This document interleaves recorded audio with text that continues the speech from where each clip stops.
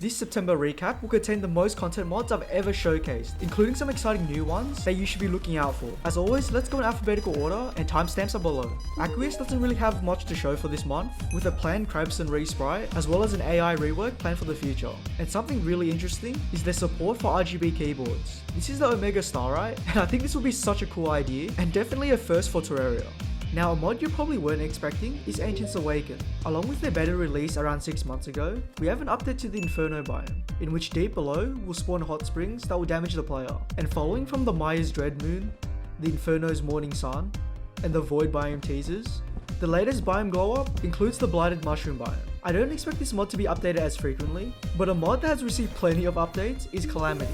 Calamity has released their newest update, the Hellish Harbor, as well as subsequent updates after that came with the 1.4.4 port, along with new weapons, reworks, and even a brand new armor set. The most notable change is their Get Fixed Boy seed. This includes 3 new secret bosses, with remixed weapons, and overall a complete meme of a seed. Anyways, several awesome resprites have also made it into the mod. This includes the update to the Giant Clam, the Status Ninja Belt, the Gelatin line, Magic Hat and Scarf, the Prisma line, Angelic Shotgun, Eclipse's 4, Kylie, Shattered Sun, Radiant Star, Black Hawk Remote, and Death's Stair Rod.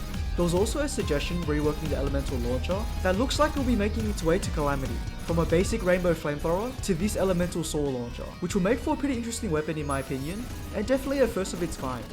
Fargos has ported every single mod expansion onto 1.4.4. The main Souls mod has received some pretty decent changes, including all new reworked Lunar Pillar fights, with the Solar Pillar spewing out fireballs and meteor showers, the Vortex Pillar which casts various telegraph lightning bolts, the Nebula Pillar being able to create mirages of itself, and last but not least, the Stardust Pillar, which will alter between different formations to attack the player. That was probably one of the biggest changes to Eternity mode, but there are a few other notable changes, including a new Ashwood enchantment and a rework to the Ebonwood enchantment. And now onto a new mod that I surprisingly haven't talked about in my previous recaps. This is Homeward Journey, which has some of the most creative boss fights and even summoning rituals I've ever seen. This includes a lot of post-Moonlord content like the Wall of Shadows fight, found under the Abyss. Whereas this boss does not match the traditional Terraria boss aesthetic, this is part of why it's so unique, with the special mechanic of increasing the shadow as the fight progresses, meaning it's vital to kill it fast. It received 4 new weapons in this update as part of its boss drops, and speaking of weapons, 3 additional Knight's Edge variants were added to the other classes, such as the 10 Noons for Ranger, the Dawn Dew for Mage, and the Sinking West for Summoners. And I gotta say, this summoner weapon is too funny. Furthermore, its most recent update has also implemented Master Mode AI for the Mother Brain, and prepare to enter the simulations because this fight will warp your background to different locations as you battle the boss. I won't spoil the entire fight because it's actually very cool and I highly recommend you fight it for yourself. I will say this is a 110% upgrade from the seemingly boring fight I remember. This mod has a lot of content throughout the entire Terraria journey, so if you're looking for a full complete Terraria playthrough, maybe give this mod a try. Now this mod Lunar Veil is a new mod I'm showcasing that was released early in August, with just a new update a few days ago. And something I immediately noticed when booting up a playthrough was how aesthetically pleasing everything is, like the Sunstalker, Singularity of the Moon, Varela, Gothavia. All these bosses are just so cool and doesn't even feel real to me. The weapons in this mod are equally as stunning, though I will say some may be partially unbalanced. For a mod that was recently posted on the Steam Workshop, and yes, does contain some wacky bugged world generation, I would expect this to be fixed pretty soon. Content will mostly stop once you reach hard mode, but it's 100% worth exploring. Moving on to the Mod of Redemption, this has also been ported to version 1.4.4 of T-Mod Loader, with major changes including a mini rework to Nebulus's final form. For those who are unaware, this is triggered when she drops below 1% HP, and having negative alignment will give you the option to challenge her true form. This is the newest version of the fight, consisting of trapping the player in an inescapable aura, performing various different attacks such as shooting spiral lasers, bursts of stars, and flying around the player whilst casting rainbow projectiles. This was super fast paced and really fun, I highly recommend. Additionally, they've showcased a bunch of teasers as what I believe to be the Ruined Kingdom, but do correct me if I'm wrong, and a boss intro spoiler for this biome.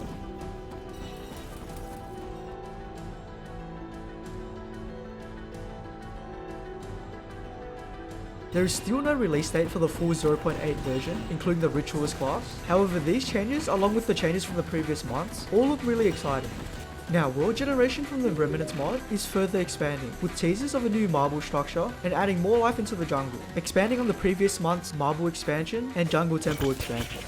And if we're going to be speaking about world generated structures, another amazing mod is the Secret of Shadows. With an update in August, this mod has a bunch of different structures, including the Cursed Pyramid, accessible post-evil boss, filled with great loot and deadly traps. You'll need to obtain 3 ruby keystones in order to access the boss room and challenge Pharaoh's Curse, one of the 3 pre-hard mode bosses in this mod, along with 3 hard mode ones. If we're going to be talking about the newest update, the Glow Moth was one of the newest bosses added, serving as the first challenge. It resembles a butterfly, which will ram at players whilst casting butterfly minions, or this other attack which will create moving barriers. As for its drops, we have the Illuminate Staff for Mage, the Night Illuminator for Summoners, the Illuminate Axe for melee users, and the Illuminate Bow for Void and Ranger users. This is probably a bit confusing, but this is a new mechanic to this mod, which works similarly to Mana. However, if a player's Void drops below 0, they enter Void Shock, rapidly losing HP, but still being able to use weapons. There's a lot of other intricacies to this, so it's worth reading up on if you're planning to play this mod. Also, the texture pack is a must use. Going from Secret Shadows to now Shadows of Abaddon, they have showcased a teaser of the Nihilist fight. Whereas a similar fight has been showcased previously, in this blooper teaser released in August of 2023, we can still see progress being made on the boss. To go along with this boss are reworked Astrolite weapons, which are close to endgame equipment. I do recommend checking out my previous mod recaps for more of the weapon reworks, but for this month, we do have a new whip, Grasp with the Ancients, in which enemies hit by the whip are marked for 3 seconds. Minions that kill marked enemies spawn draconic runes, and whipping the rune will prime it, exploding it after a few seconds. As of recording this video, it was planned to be released in August. However, I do understand the mod is time constraints. So subscribe and I'll make sure to release a video on it as soon as it comes out.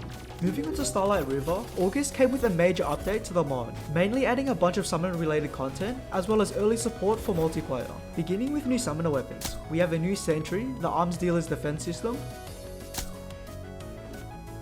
Haunted Dagger Staff, Echo Chain Whip, Starwood Scepter, Man-Eater Staff, and Heart Statue.